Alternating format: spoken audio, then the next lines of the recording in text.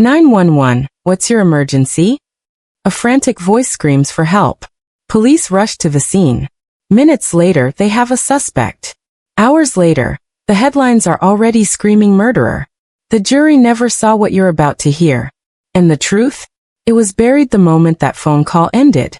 This is the 911 call that sent an innocent man to prison. Take a second to click the subscribe button. It's just after 9 p.m., in a quiet suburban neighborhood in Ohio. On the line is a woman, panicked, breathless, saying her fiancé has been shot. Her voice is cracking, she's screaming a name. Michael. Michael, please wake up. The dispatcher tries to keep her calm. Ma'am, help is on the way. Stay on the line. Who shot him? There's a pause. The kind of pause you can feel in your stomach. Then, it was Daniel. Daniel Robinson. He hated Michael, he said he'd kill him. The name hangs in the air. The tape becomes Exhibit A in a case that hasn't even started. Police are dispatched to Daniel Robinson's apartment less than 2 miles away.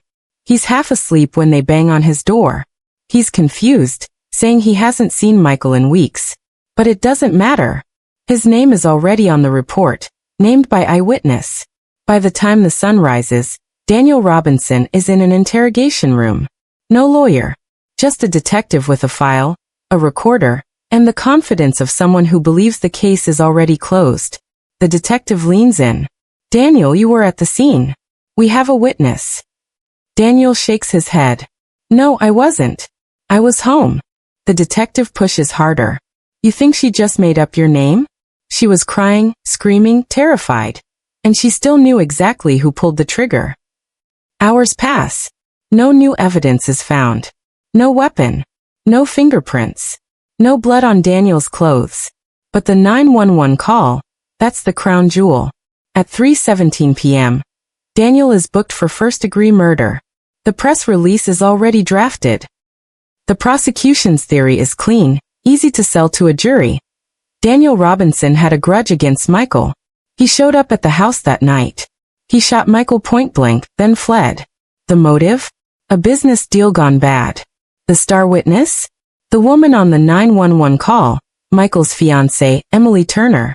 In court, prosecutors play the 911 tape over and over. They slow it down so jurors can hear every tremor in Emily's voice.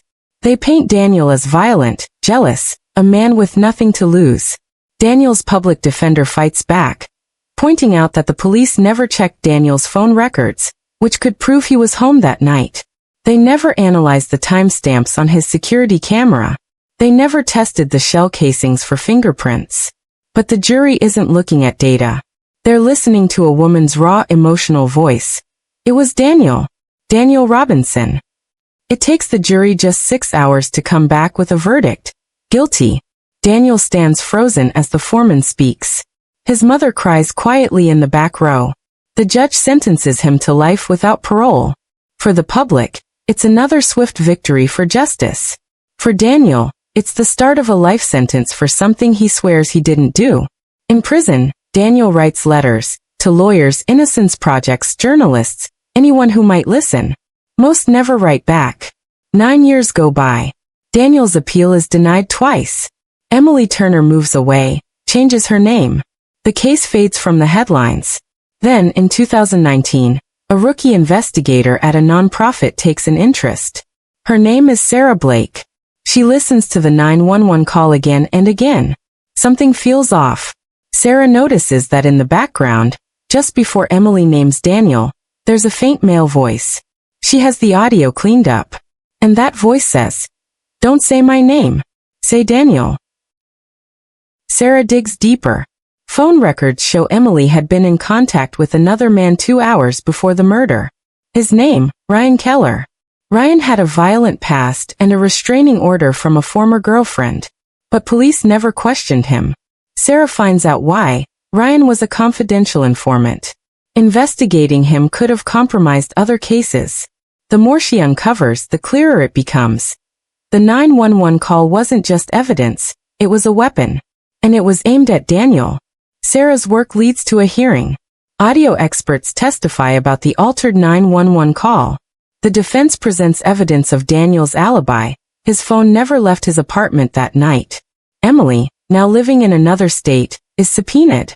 On the stand, she admits Ryan was there the night Michael died.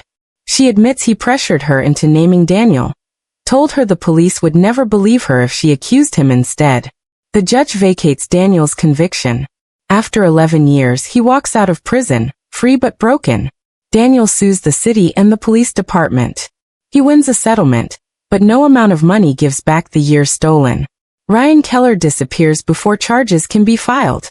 Some say he's living under a different name in another state. The police department refuses to admit wrongdoing. Emily enters witness protection. Sarah Blake moves on to her next case. A single phone call, just seconds of audio, can decide the course of a person's life. In Daniel Robinson's case, it decided a decade of it. And it reminds us that sometimes, the loudest voice in the room isn't the truth.